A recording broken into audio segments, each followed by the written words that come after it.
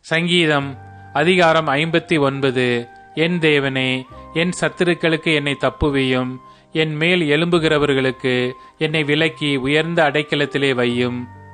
அக்கிரமக்காரருக்கு என்னை தப்புவித்து இரத்த பிரியரான மனுஷருக்கு என்னை விலக்கி ரட்சியும்.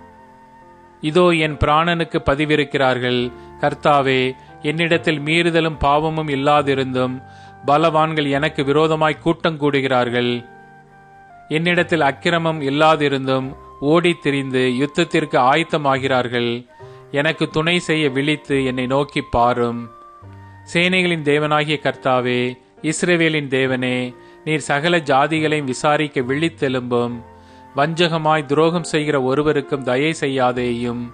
சேலா.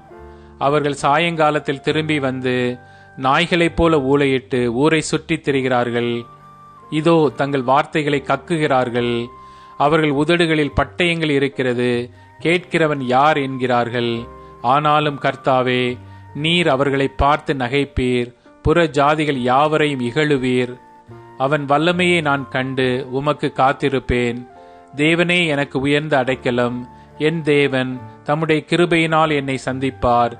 தேவன் என் சத்துருக்களுக்கு வரும் நீதி சரிக்கட்டுதலை நான் காணும்படி செய்வார். அவர்களை கொன்று போடாதேயும். என் ஜனங்கள் மறந்து போவார்களே.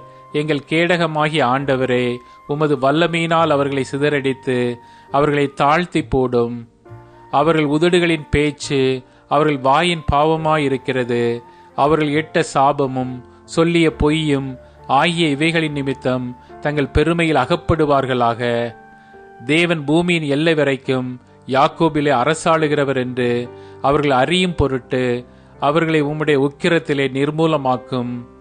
இனி இராதபடிக்கு அவர்களை நிர்மூலமாக்கும். சேலா. அவர்கள் சாயங்காலத்தில் திரும்பி வந்து நாய்களைப் போல ஊளையிட்டு ஊரை சுற்றித் திரிகிறார்கள். அவர்கள் உணவுக்காக அலைந்து திரிந்து திருப்தி அடையாமல் முறுமுறுத்து கொண்டிருப்பார்கள். நானோ உம்முடைய வல்லமையை பாடி காலையிலே உம்முடைய கிருபையை மகிழ்ச்சியோடு புகழுவேன்.